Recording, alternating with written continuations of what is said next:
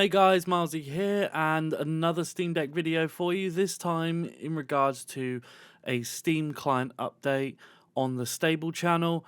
It basically says here that we've shipped an update for Steam Deck client to the stable default channel.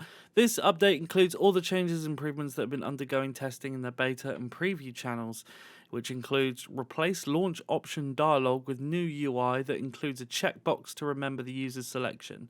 This selection can be changed in the game properties. Further optimizations to load times for users with large game libraries.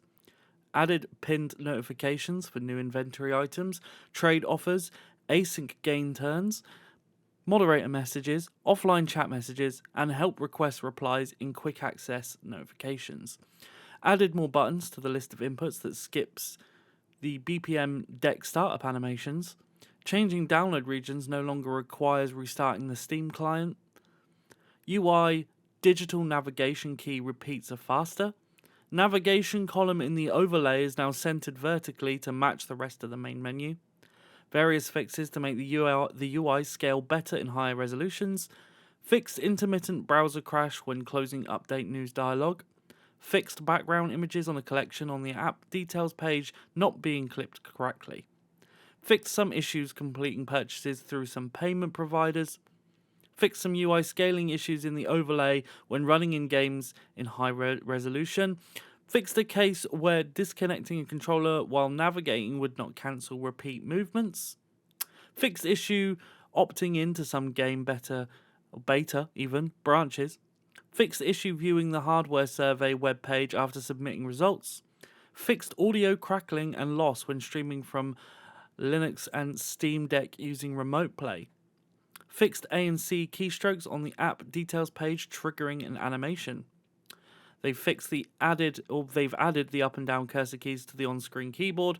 Press shift then left right cursor to use this.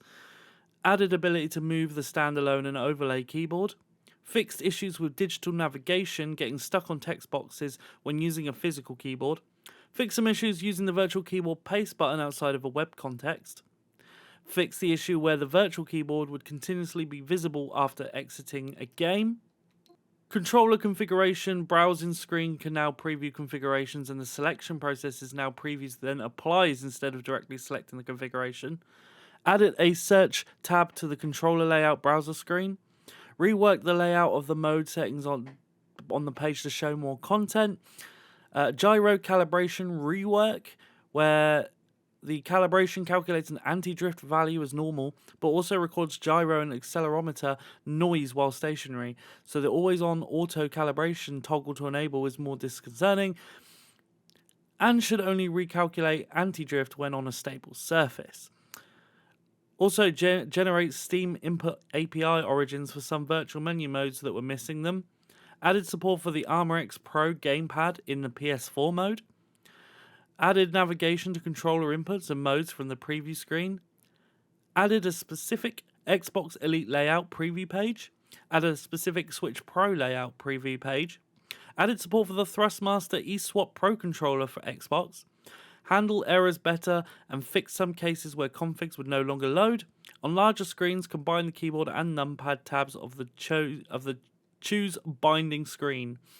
Remember the last active tab in the choose binding screen and open to that instead, always using the tab with the current binding value. Added upper grips as an option for mode shifts. Improves layout preview for Nintendo Switch Joy-Cons. Nintendo Switch SL and SR buttons now show up as bumpers for single Joy-Cons or grip buttons for a Joy-Con pair. Joy-Con individual pair gyro now displays and functions properly. Fix an issue with joystick dead zone sliders. Fix an issue enabling gyro for Switch controllers. Fix long delay at startup when the Razer Huntsman Elite keyboard is plugged in. Fix the Logitech G29 controller showing up as a gamepad instead of a wheel. Fix the Xbox layout, preview page layout having some incorrect items and missing others.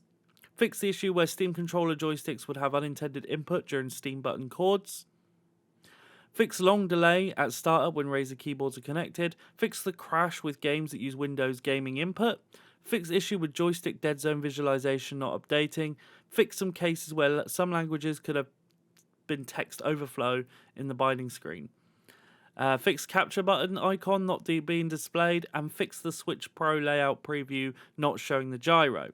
We also have some fixes on desktop mode as well, guys. So we have fix the crash on the lib audio, fix crash when taking screenshots through the overlay, fix instances of Steam freezing or crashing in desktop mode, fix closing non-Steam shortcuts via the overlay when 2 or more are running, and fix some errors causing the library not to render.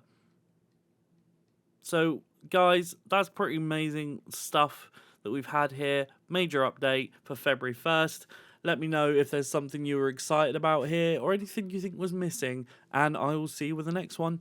Happy decking.